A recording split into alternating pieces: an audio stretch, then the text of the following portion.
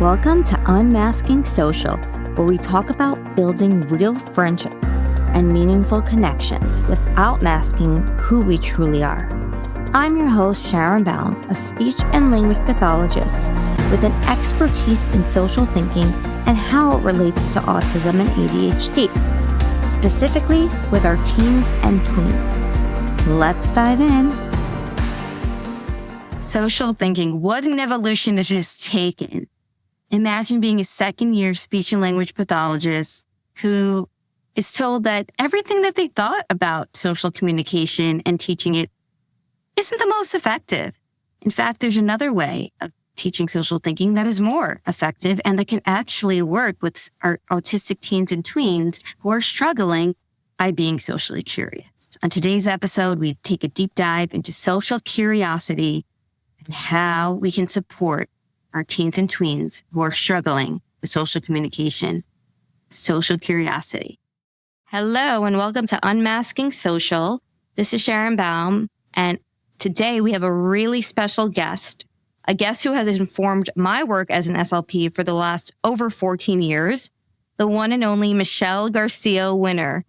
Michelle Garcia Winner is the founder and CEO of Social Thinking and a globally recognized thought leader, author, speaker, and social cognitive therapist.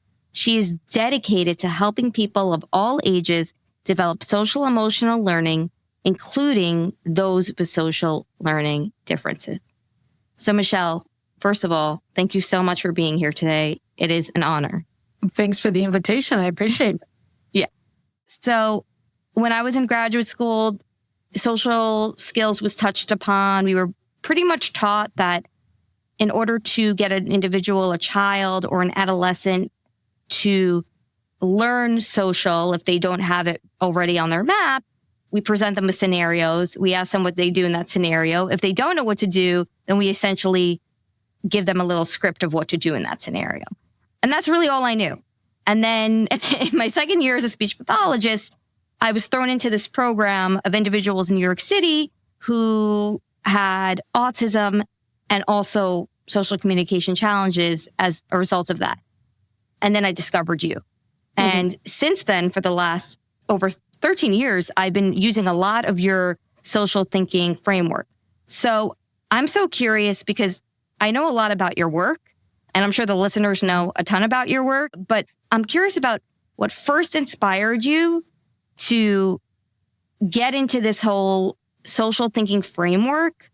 If it was a moment, if it was a situation with a student, because clearly this has taken a life of its own and has revolutionized everybody's work.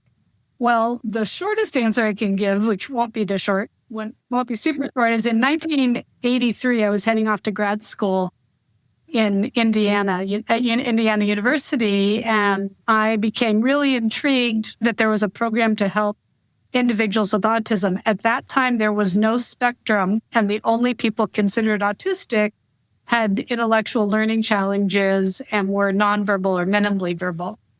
And so I became super intrigued, started working in the program, and just had to learn how to observe, to try to figure out what they were thinking, trying to figure out how to help them so we could move them from institutions into group homes.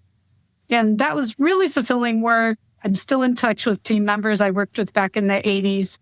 And I learned a ton about social observation and figuring out the student's point of view rather than my point of view, to figure out how do you teach, what is it that they can learn, how do we help them meet their goals, which part of what was taking them to pizza parlors and going onto little ski mountains and just living a much fuller life than they had lived previously. So that was really interesting. And then that was in Indiana. I moved back home when I started having children in the later 80s. And I worked in a high school. And actually, first I worked in a head injury clinic for stroke and head injury. Oh, wow. And that's where I learned a lot about executive functioning and what we call higher order thinking, which is how we think when we are expected to live in a more neurotypical type of world.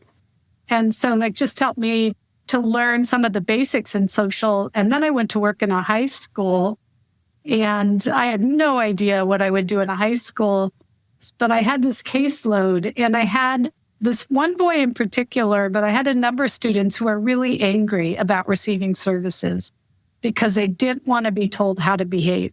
Mm-hmm. And so I started with these guys exploring what the social world was, which turned into social observation, and that you don't memorize behavior, you don't survive off scripts, that you actually figure out what's going on around you in order for you to figure out how you want to participate, if you want to participate. And that was really the birth of social thinking, because there's two parts to social thinking whenever we're working with folks, at least two parts. One is figuring out the situation. How do we figure that out? And then how do we want to participate or not? It's all up to the student, right? It's not up to me. It's their life and what do they want? So I learned a lot. This was before the neurodivergent community started really talking about all these things. That's was the birth of social thinking, was really learning from my students' point of view and thinking about what would be helpful to them. And if you've ever worked with high schoolers, you will find that they don't accept what they don't want easily. So I learned so many lessons from working with them that went on to help with the evolution of social thinking. Wow, that is truly incredible. You literally put yourself in the shoes of your students to figure out how to work with them.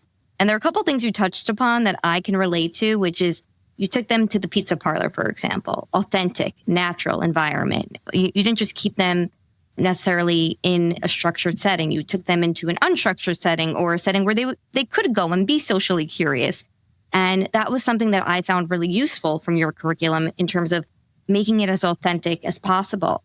And so that has been super helpful for me. And I'm sure many of the teens and tweens I've worked with now would be grateful. However, like you mentioned, not all of them were grateful at the time because there is an opposition in general with this age group, but the teens and tweens, which are my focus. And it seems like you have heavily focused on that as well, not just with social, but with just coming to speech at all. And then you throw in this social piece. And for people, I found that the piece of being social and kind of being forced to be social in a group when that's the last thing you want to do, I found that could be the highest resistance in terms of the students that have been on my caseload. But isn't that part of all of our lives? I mean, some days I, go to a party and feel really social, and other times I'll end up standing with one other person and trying to avoid people. That, none of us, there's no prescription for how we should behave socially on any given day. It's really what we're feeling and what we want to try to accomplish. Absolutely. And I feel like that's why this population has been targeted in ways which are unfair, because we are throwing on expectations on them that we don't even put in ourselves. For example, if someone doesn't show up to a social situation because they're just not in the mood, depending on our personality, but usually we'll kind of give them a pass.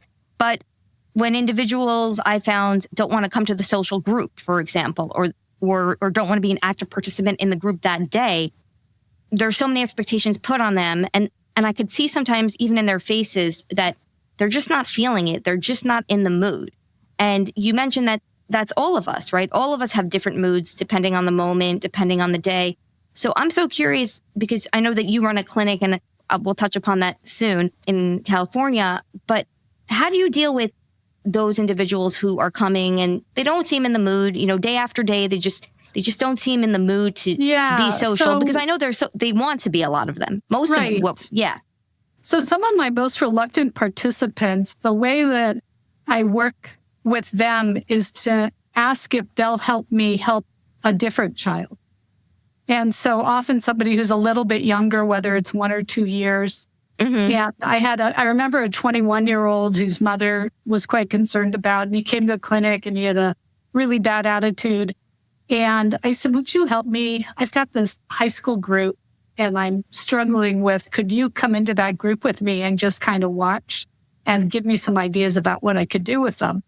And his participation really helped. And he had some really great ideas. which then set his own thoughts in motion about what he could do more for himself. I have a similar story with an 11-year-old boy who was really frustrated about it. And so rather than push you and say, no, you must, you have to, it's like, how can you help me help someone else? And that's always a successful strategy, because that's centered with social world, is we're about helping each other, relating to each other, and appreciating each other's neurodiversity rather than forcing what we might, so like somebody might call a neurotypical pattern upon somebody. You really spoke to me when you said that, because I've found myself in situations where someone didn't want to be social, or there was another student that was social but wasn't sure how to access. And I learned from you actually about harnessing those strengths and interests. And in some cases, I had students who just loved the idea of teaching others, like you had mentioned, and even setting up peer mentoring between them in a social scenario, I found to be super helpful. I love the idea of even what you mentioned, even bringing them into an actual group and giving you ideas, because it's, again, bringing it back to that autonomy piece where it's, okay, here we are. What do you want to do with this? As opposed to, okay, this is what we're doing. Right. And I think that's giving them agency. I think that's where the neurodiversity, really talking about neurodiversity is so helpful, because it's not a one size fits all. Also, there's depression. There's a range of mental health problems between anxiety and depression and others that we have to be super aware of, because when I give talks, it's not uncommon. In the past, I've given talks to 500 people or 200 people. And when I give these talks, I always ask an audience. I was just in Singapore and I was asking an audience, I do this to almost every audience, raise your hand if you have never had social anxiety. And this to the audience of people interested, parents and professionals and some people on the spectrum. And usually no one raises their hand. Like, everyone's experienced social anxiety. Well, it's really important that we recognize that. That does not mean you have a mental health problem if you have social anxiety, unless it's compelling. But I was at a talk in Boston, and one woman raised her hand. And it was really awkward because no one's ever raised That is a little. Wow, you've never had social anxiety? And she's now talking in the 500 people. And she goes, no, I haven't. And I said, that's remarkable. How do you do it? And she goes, I don't know. And then that was in the morning. At lunchtime, I was standing out in the general area that people go when they're not seated at lunch, talking to people, participants. And this woman found me. She goes, Michelle, I have to talk to you. And I said, yeah. And she goes, I'm the one who said I don't have social anxiety. I have social anxiety. I don't know why I said that. I have it right now while I'm talking to you. And then I share with audiences. So what that means is, out of the thousands of people I've spoken to over the years, not a single person has not experienced social anxiety. We can relate, right? That's not a mental health problem necessarily. It's part of the stress of communication and the risk we take at times to relate. One of the things I do with my adolescents and my adults is I have a risk scale. How big a risk are you going to take? And there's low risk, high risk. And if you're taking a high risk, then what's in it for you? And really talking about, social does feel risky. That's anxiety often shuts people down. People stand alone, but they're observing everybody else and they want to be with one other person. So how can we help them take the risk to approach that one person and say, hi, how big a risk is that? And when I on my little risk scale, when I break it down about, okay, how would you do this? What would you do? Then I say, now what risk is it? Where they thought it was a high risk, they realize it's a lower risk. So just looking at this more than just we teach social, it's like we're trying to understand the domain of what it means to be social for each person and really consider what it is they want in the world, social world. And, if you're a really chatty, friendly person and you're used to hanging out with 6 people, I think in the old days, that we are like, everybody needs to be able to hang out with 6 people. And now, but I've learned from my clients, even from the beginning, no. We follow the lead of our client, not the client follow our lead. It's so interesting what you mentioned about social anxiety, because I feel that for some reason that's still stigmatized in the sense that I don't know if people are internally stigmatizing themselves and they feel like they're scared to share that, or if society still is stigmatizing it. But I found similarly, just in my own experiences, that very often people won't share that, even though I know that every single person I've encountered has shared with me that they were nervous about maybe a public speaking moment, or maybe speaking with you, or maybe speaking with, in front of someone in an interview, let's say. And I feel like we have to be honest also with our clients. I think that's a big piece too, that you mentioned, that we follow their lead.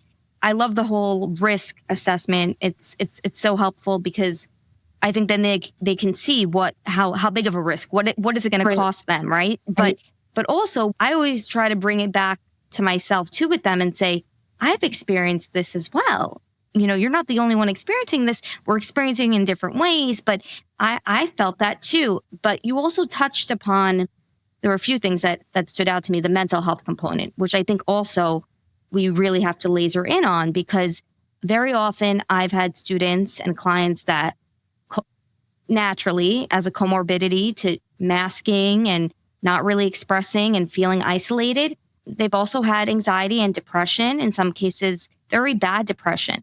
And I felt that sometimes others maybe haven't noticed it. And as a speech pathologist who also likes psychology and has a background in psychology, it just stood out to me. So I'm just curious how you are able to blend the two together. So if someone is having a mental health struggle coupled with this social thinking piece, and they still want to be social, but this is kind of taking away, how you would approach that. So I found, in the general world, so mental health has always been something that the United States culture sees as a negative, like if you have a mental health problem. Mm-hmm. But like you said, we all experience mental health problems at some point in our life or at different moments within a week. Yeah. And how to be comfortable with discomfort is something that we all work on, right? Now, it's based on your goals. It's not based on me deciding what you should work on. It's based on your own goal. And if your goal is that you want to be able to hang out with one other person, and you know this person and you work with them in groups in your classroom and they seem totally friendly, but you feel awkward approaching them, but you really want to approach them, how do we work towards that, right? And so then it's like, okay, we acknowledge the anxiety, we acknowledge the awkwardness, but now you've got this goal. Be true to all of it. Is it okay to be anxious and talk to somebody? Absolutely.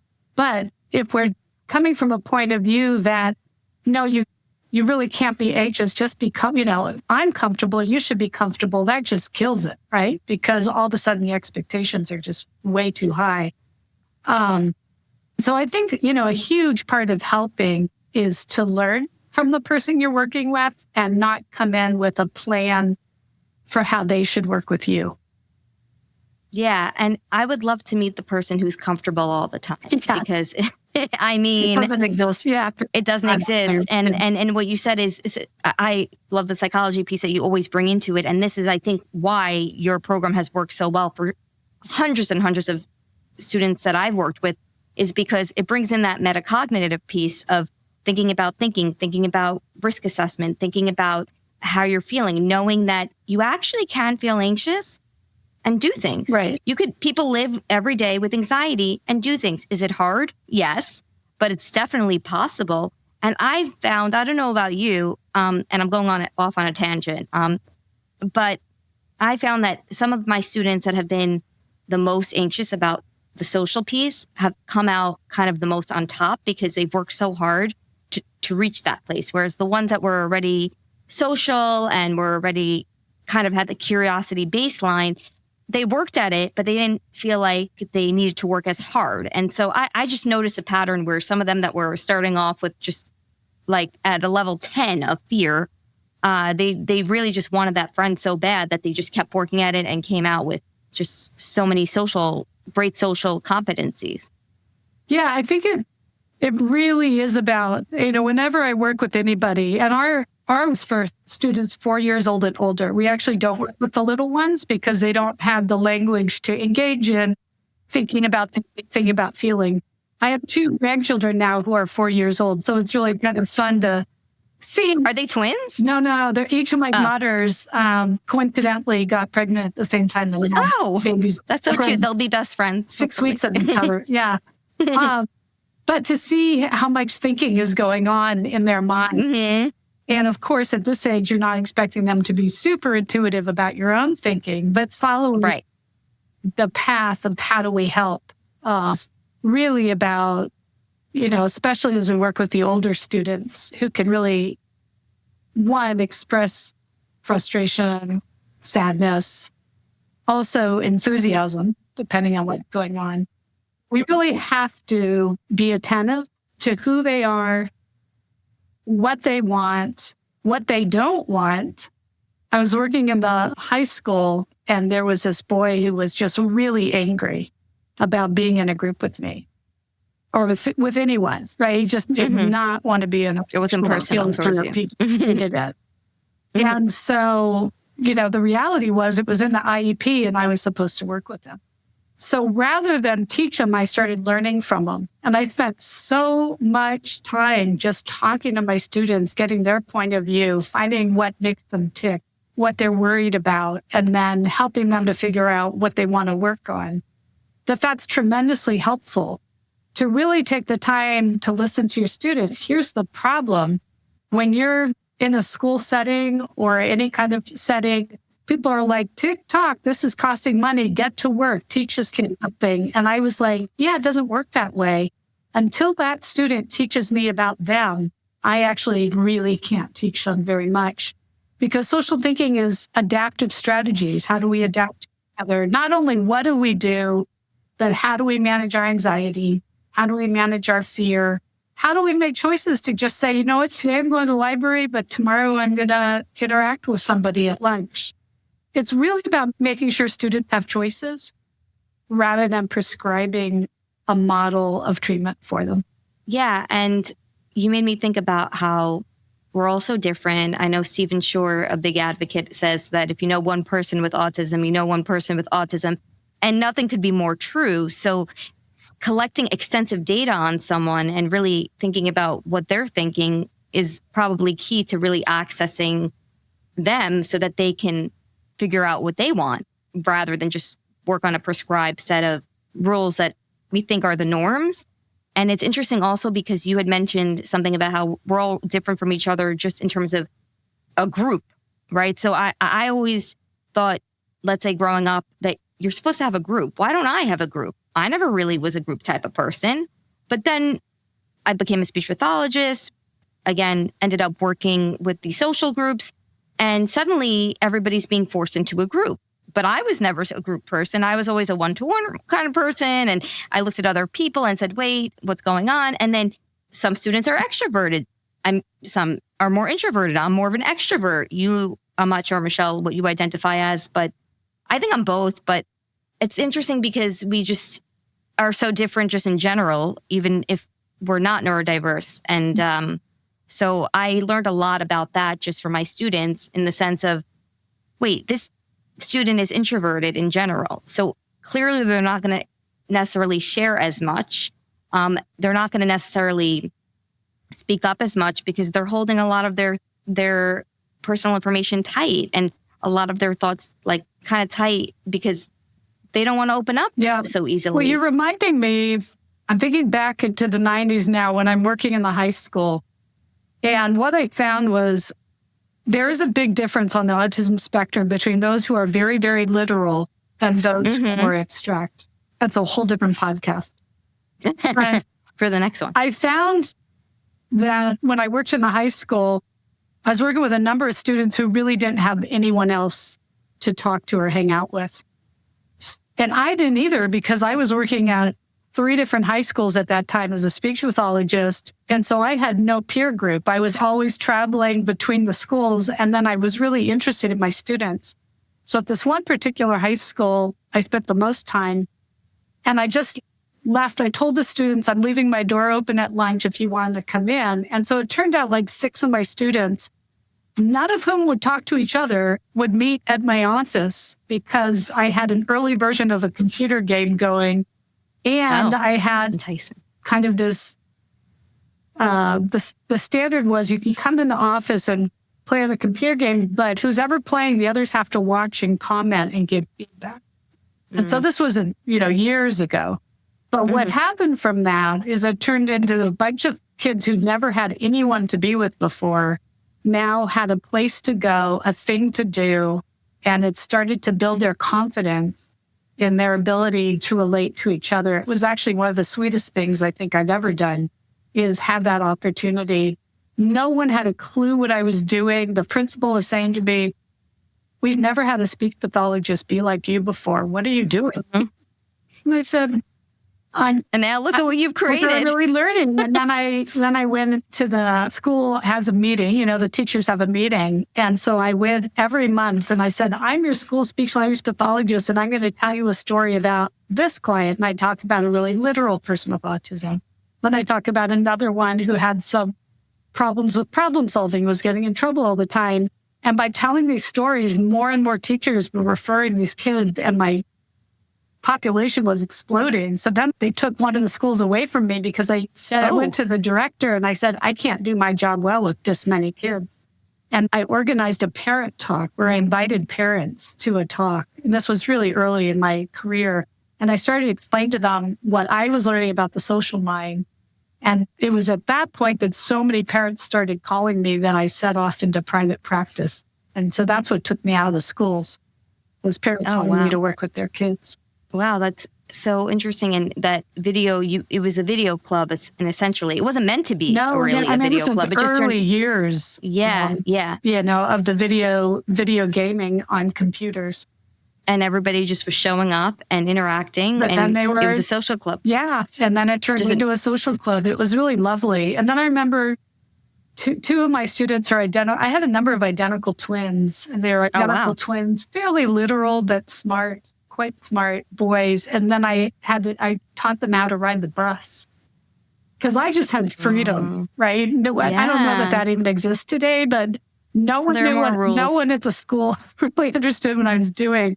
But they also understood that none of the parents were complaining. So I could do whatever I wanted. So every week we went on some kind of event just to stay out of the clinical sense and be in those moments. And so teaching authentic. Two boys, how to ride a bus, how do you pay the money, how do you get off? And today, I keep in touch with these two boys. They're now in their 40s, and one of them rides the bus across town every day to get to his job. Wow. And the confidence in working with us on practical skills. Yeah, you remind me actually of, we had this transportation curriculum for a little bit adapted from your work. I worked with the occupational therapist on this, on getting the individuals to problem solve through navigating different ways, and also knowing that there are different ways to get to different places, even though, there's not one way to get to one place. And some of them loved it because they just loved transportation in general. And they knew a lot of the different, here in New York City, a lot of the subway lines by heart.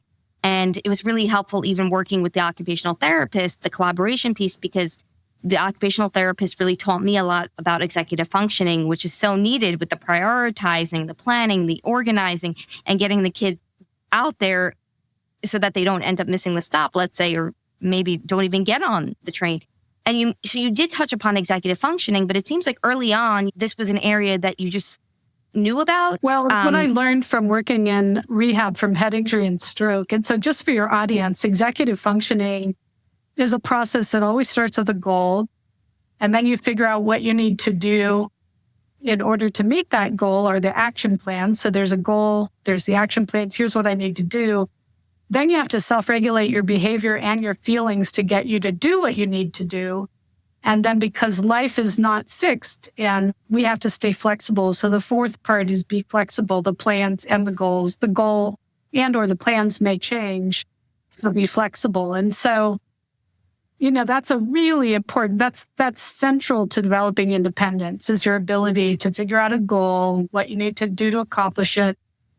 And if you only do that, figure out the goal and what you need to do, but you don't do anything else, that's what we call talking the talk, but not walking the walk. So it's really the third step of self-regulating your behavior and your, being able to be in touch with your feelings and understand what's going on to get you to do what you want to do. but always being flexible because things change. Which today, I now work a lot with mature adults. They're the only clients I'm currently seeing are from 30 years old through. Our oldest client at our clinic has been in his 80s. Mm-hmm. And when he retired from being an engineer, the wife said, okay, let's figure out if we can get this system working a little bit better for you. Mm-hmm. But it's been so interesting to see, the process. And then also to learn about, the neurodivergent community has been really helpful, I think, in helping to give feedback. Back in the day when I was getting started in the 90s and early 2000s, behaviorism was a really big deal. And most people were put into behavioral programs. And some people were put in social thinking programs, but I don't necessarily think the person running the program understood how it was different from behaviorism. So at times, people get frustrated with social, they say social thinking's, really a problem. And then I wonder if the problem is the person doesn't really understand what we're doing, which is teaching people how to observe and be aware of what's happening around them, and then deciding how they would like to proceed within that. Yeah. I mean, there are still so many people that don't really know what social thinking is. Of course, the people I hang out with professionally know exactly who you are. I know social thinking, but when I mention social thinking, a lot of times people will still say social skills or working on changing the behavior. So there's still a room for work, which brings me to my next. Oh, sorry. I can't tell you how frustrating that is. This whole path of social thinking has been created in honor of, in really being taught by the people we're working with how to help them, rather than us teaching them how they should be helping us. Yeah. And that brings me to my next point, which is you mentioned about learning from the neurodivergent community, learning from them so that you can take the steps necessary for each individual and work with them, whether they're 4 or right now, whether they're 80 years old, right? Working on them. And so I'm just curious because so much has evolved in the world. I mean, COVID feels like it was just yesterday, but it was 5 years ago. Even that socially, disrupted a lot of things, changed everything. And also we've been hearing so much more from autistic voices and advocates. And each day I feel like there's a new advocate coming up that I'm hearing, and this one is saying one thing, the other one is saying another. Sometimes it's a little bit different because everybody's different. And so they feel like they needed different things and they felt like it wasn't being honored. So how has that shaped your thinking or your adjustments to social thinking? Because your social thinking has evolved over time. Sure, we're constantly learning. And, I was telling you that I specialize in helping adults because I think that's it's so interesting how so many services help pre-K through high school. And then you spend the rest of your life as an adult and there's hardly any help. And traditional mental health services are not helpful usually to our folks because you really have to understand the dynamics of social and how the mental health challenges somebody may be facing is not simply mental health. It has to do with one's social competencies or lack thereof or their desires to be able to meet a goal that they don't yet have the skill set to do that. And so how do we listen? How do we learn? How do we help? And that you can only move at the pace that your client can move at, right? So, when you write goals like within 6 months, this person will have 80%, we're like, 80% of what, right? Yeah. I think if I'm 80% good socially, that's great, I mean, that would be that's ridiculous. Basically, we'd be leading the country at this point, right? I mean, well, it's not indicative, but yeah, I mean, 80% social, I don't know about you, Michelle, but for me, I always had a tough time writing goals for social because a lot of it is not measurable in terms of the naked eye. It's a lot of informal observation. And like you said, how can we take a percentage and say, oh, wow, this child is engaging in perspective taking 80% of the time. Right. Well, I sometimes, depending on the week and what's going on in my life, sometimes I'm only engaging in perspective taking in that day, maybe a few times because I'm just upset at people. Right. that day. I don't think we fully understand perspective taking. So if you're reading a book, a literature, you're taking perspective. You're reading the newspaper. You're having thoughts and feelings about what's going on in the news. You're taking perspective. I think sometimes we tunnel vision perspective taking into thinking, oh, you take perspective when you're being social. But anytime, driving our car and stopping at a red light is perspective taking, right? Like, wouldn't it be convenient to go through the light? And since COVID, more and more people are just deciding there's no point in waiting at the light. And then I have a perspective about that person, right? Like, unless you're really unaware socially, you're taking perspectives.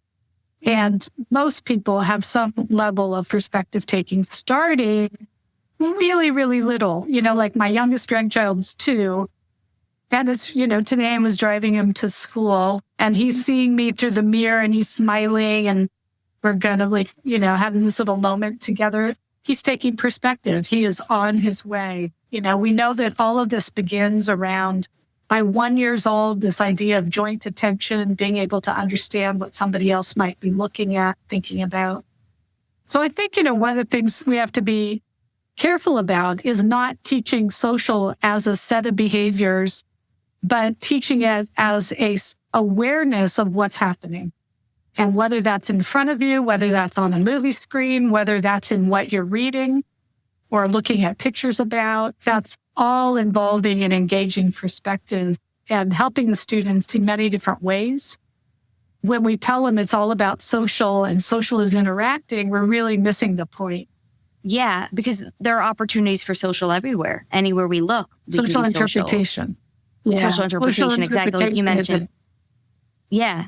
And that's, I think, a big thing that we don't really think about when we're creating these goals. And in the past, I've made a number of mistakes with this where I'm looking at it and how it's in front of me, rather than what's going on inside the individual's head, that metacognitive piece of, hey, wait, I need to be thinking about what they're thinking. Look at what they just did. That was perspective taking, right. For example, the fact that they stopped themselves, let's say, from doing something with the group that could have caused a big problem. That was perspective taking. You're right. It's not just in that. And you're right. Since COVID-19, people are taking matters into their own hands sometimes and, are passing that red light. I've noticed a lot more of those things. And then it's interesting because then it turns into almost judgment. Like you said, then I have a thought about that person. And then I have a thought about that person too. And they're thinking about me because I'm looking at them and I'm like thinking in my head, why are you passing that red light? And then we start making judgments about each other, which I find is tough. I think social observation is something we don't pay enough attention to, and how important, there is social interactions, social understanding, social interpretation doesn't happen without either social observation of what's going on around me or social attention to what the characters are thinking and feeling as I watch a movie or read a book. Because so many people want an output, like, show me what you learned, rather than let me understand what you learned from how you're interpreting this. I've learned so much from my students, not by watching their behavior, but by paying attention to how they interpret. Mm-hmm. And then having them, depending on their own goals, whether they want to learn to think more flexibly about how they're interpreting. Today, in fact, one of my clients is in his 50s. He's very accomplished and he's been seeking a new job. So he got the job that he wants. And today he texted, because he hasn't started the job yet, I'm feeling really stressed and anxious about this, which was the first time in all these years I've ever heard my client use that language. So I'm like, yay. Yeah. But not yay that he's feeling stressed and anxious. No, but the fact that metacognition is recognizing that. And then how, I was saying, well, what strategies have you used before as you start jobs? Since I know I've been working with him for over 10 years, once a month. He'll only come in once a month. But, just that self-awareness, that other awareness, and being able to then figure out how do I manage the feelings inside of me as I express myself outwardly to others. Yeah, managing those feelings, self-regulating, thinking about the next steps. Interviewing, for example, comes up a lot with my teens and tweens, which is so scary for them. And I had an advocate on here who had mentioned that the interview process should also be a little bit more friendly to the individuals that they're interviewing so that it's a little bit more neuroaffirming, because some people just sometimes can't deal with the open-ended questions or can't maintain the eye contact. And so why are we not adjusting a little bit more for others? Because we're expecting so much from other people who are laboring and scared.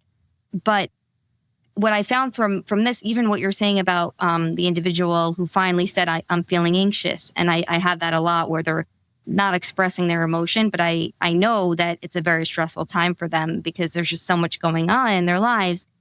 And then on top of it, they feel like they're not fitting in. So like taking it back to friendship and social and thinking about how so many of them want to make friends. And even one of my students said to me, there's nobody in this world that wants to be alone. He said that life in general is a way of moving along with someone else. Everybody wants companionship. And if I had a penny for every time a parent said, I just want them to have a friend, or even an individual themselves, I just want to have a friend, but they simply just feel like they can't fit in. And the girls especially, I find them to have a tricky time with this, or they're choosing the wrong group because it looks like the cool group. And we've all done that. I mean, I haven't really so much, but because I'm not that cool. But what advice would you give to these teens and tweens and even the older ones, that are out there that just feel like I can't fit in. I'm not doing anything right. Like I know there's that risk assessment piece. Well, I think we need to backtrack and, two people makes for a relationship. And back away from this idea that we have to be involved with 3 people or 4 people, because 2 people begins a human relationship and how to relate. And, depending on the person, what strategies they need to learn. One of the things I do a lot is our physicality. It's not just what we say. It's not just our eyes. But if you're standing with one other person, how do you know that social distancing? When is it too far? When is it too close? We're really being so practical, right? Not because so many people think social is eye contact and talking.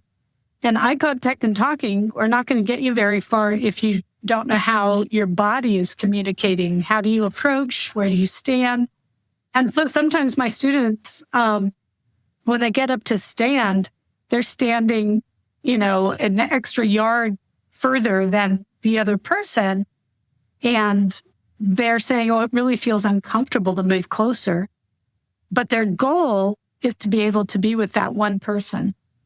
So, one of the things that's been really successful with a number of my clients, especially in these just groups of 2 where they're learning how to relate, is each of them has a strength and each of them has a weakness. And often one person's strength is another person's weakness. So one of my guys was really great with his social language, but his body was way far out of the group. And my other person was really good with his body, but his language, he was just not sure how to say. So part of the group, it really became them coaching each other and then taking video and photos and then them evaluating themselves and then the students giving feedback. That's been a really successful model. So it's not so much like if you watched in clinic when I would run groups, it wasn't so much about, okay, here's Michelle and here's what she's telling you to do and do it. It's really about each other, interpreting each other, working together on what they think each other might do to help each other communicate.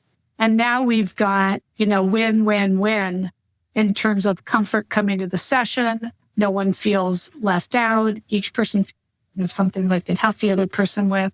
So I think, using our social thinking methodology is to be really dynamic. It's to be really interested in the person you're helping. And it's for you to learn from them how you can help them and for them to help each other. Yeah. And the C word, confidence, that's the big part that I think that really ties all of this together, is that the first step is to know the client so well or the student so well that you're able to help them build up their confidence. Like you said, there's this one person that has a strength, another person that has a weakness in that same area. Right. But knowing that they have a strength, knowing that they can help someone else, and then they help each other out. And that could be the first step towards pre-friendship, right? In some cases. Just social media methodology, we also break a lot of information down to build up competencies. So for social competence, we describe it as 4 steps. You would socially attend, then you interpret, then you problem solve to figure out how you want to respond or not. Attend, interpret, problem solve, respond. And then we get people working within that model, just like, okay, attend, interpret, tell us what's going on in this video clip, tell us what's going on here, and just building confidence in their competencies. We've done the same thing with like friendship. My student didn't know how to make friends, but it's not really, do you have a friend or not? It's this whole progression of just acknowledging each other, then, approaching another person. We have a 6-step social, what we call our friendship pyramid, which starts with acquaintance to, talking to somebody because you have to work with them in a group versus choosing to be with somebody. Anyhow, we go step by step by step. I think you can find it on our website if you put in friendship pyramid, because that's what our work is really about. We have so many different strategies we've come up with over the years to help demystify how the social world works, to help people work within it based on what they want for themselves. So it's interesting because you started in the schools, or you were in the schools for a long period of time. You were also... Actually, I wasn't in schools a real long time. I worked in the head injury program for a number of years, learned a lot. Then I worked in the schools 4 years. Oh, just 4 years. When I started seeding these ideas. And that's when the parents kind of pushed me into starting my own clinic. Yeah. So now that you have this clinic and you were basically almost forced into private practice just because everybody wanted to be with you. And it feel that. I mean, what? It did feel that way. I actually really liked working within the schools at that time. But it was the natural progression. Because it all kind of took off. And so you now have the Center for Social Thinking, and you've spoken a little bit about specific clients that you are working with, and they're obviously in the older sector rather than the younger. So what is like the vision behind it and the legacy that you want to leave with it? We actually have one clinic in San Jose that's my original clinic that I donated to my therapist. And that clinic sees 4-year-olds all the way up across their lives. And then my clinic, which I share with Dr. Pam Crook, we've chosen to only work with mature adults because we feel like there hasn't been enough attention on them. And we really like working with them. Then we also have a clinic in Boston that sees kids 4 years old all the way up. But I think the inspiration from this has really been our clients, right? They come in with questions. They come in with problems. And if they're comfortable, like it's not uncommon that a client will come in and he's always friendly to see me. And then he's like, and then this happened. And he's just like, rawr, and he's really frustrated. And then we break it down, just like social problem solving. We ended up building social problem solving model, and just whatever it is our client struggles with, we try to figure out a solution that works for them. And that's resulted in us having a whole variety of materials and think sheets and concepts that help to teach. You have a ton of material, which has helped me along the way too. So thank you for that, just from a personal standpoint. But you've also established groundbreaking work for people like me in the social world, and just specifically with social thinking. And now you're working with people of all ages. What legacy would you like social thinking to carry on? Because I know it's ever evolving. You literally evolve each moment with each client. Things are evolving because you get to know each person, and each person's so different. But what's a legacy you hope for people to carry on with this in the future? I hope that people are curious. I hope the legacy is social curiosity, because if you're not curious about how somebody else is thinking and feeling and experiencing the world, then you won't be very effective helping them. So I think the legacy is we can all keep learning.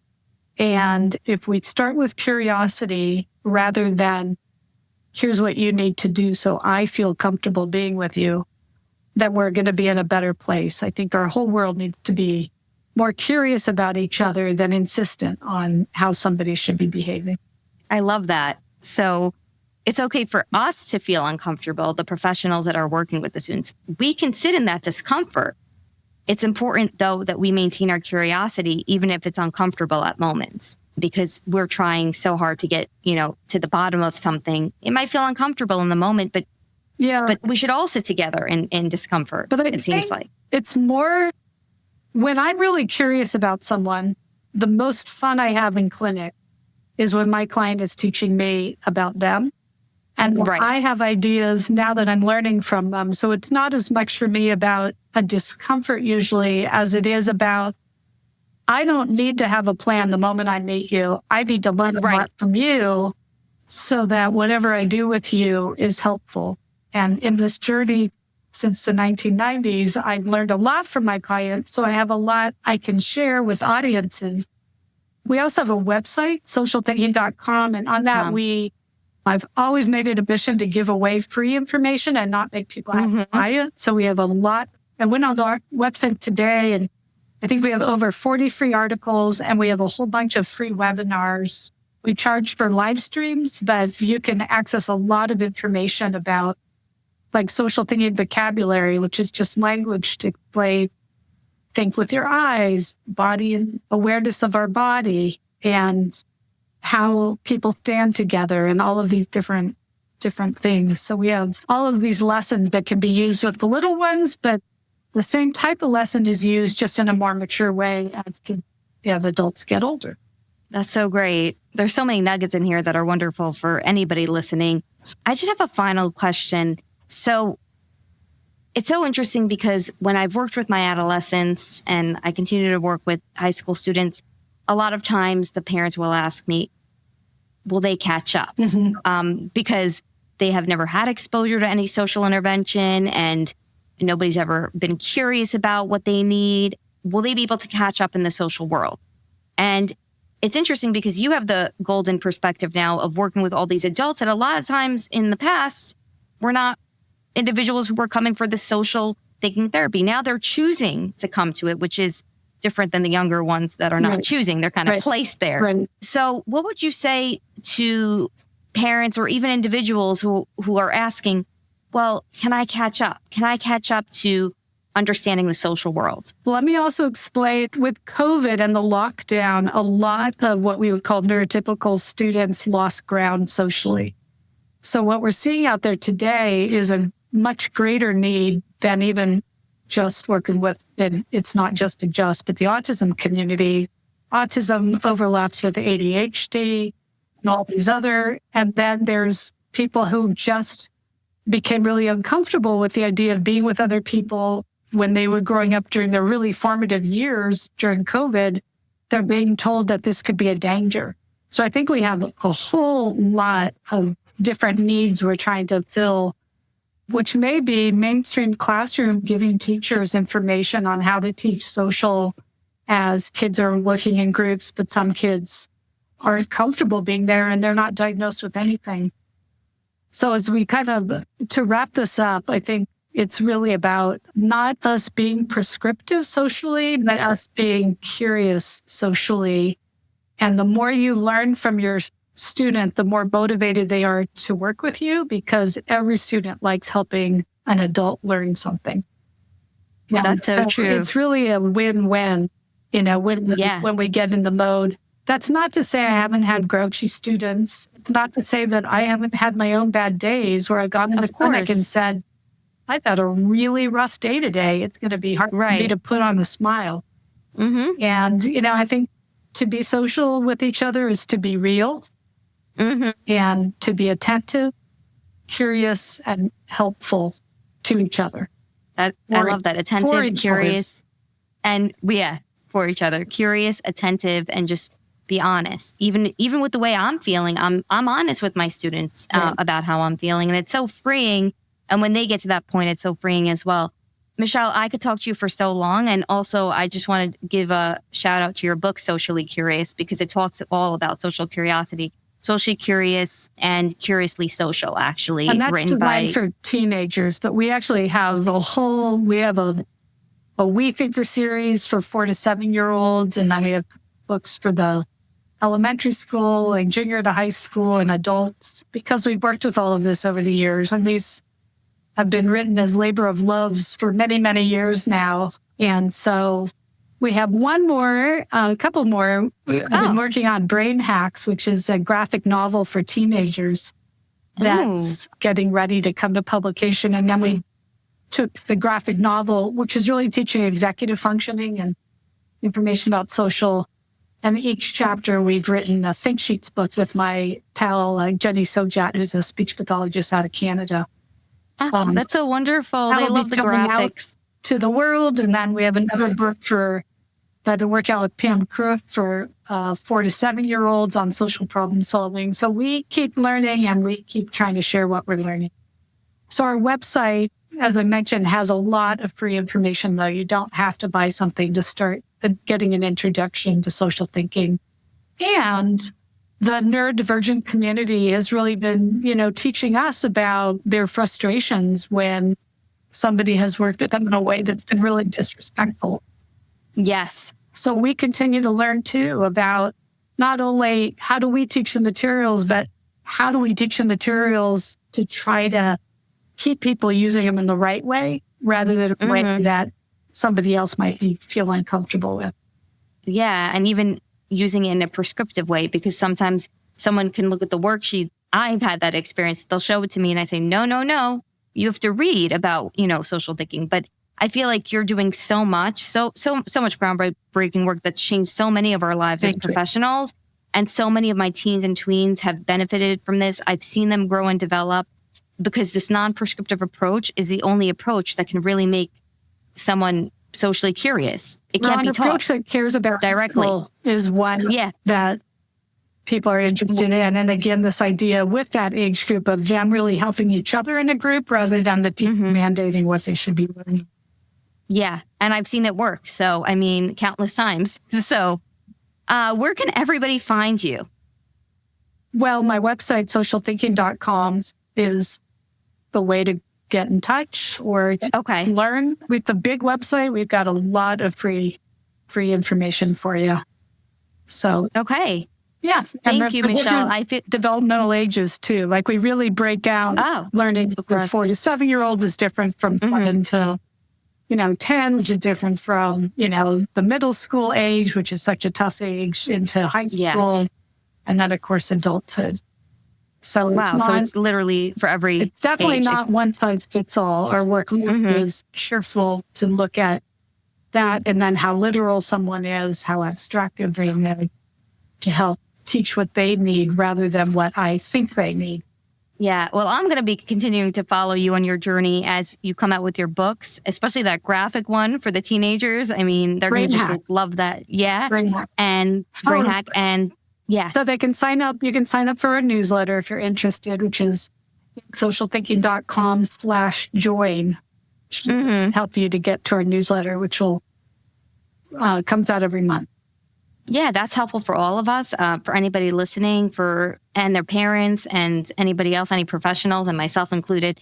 And so, I'm going to follow along because, again, your website also is ever evolving too, and you're always coming up with new work. So I'm going to keep following you, and I'm going to just be on this journey of social thinking, I think for the rest of my life, honestly, because it's something that I love so much. And thank you for making me love it so much. Great. Well, thank you, Sharon. And our work is only good if people use it well. So thank you for using it well. Thank you. And thank you for coming on the show. And I look forward to being in touch soon. Thank you. And take care, all you guys. Have a great day. Bye. Thank you.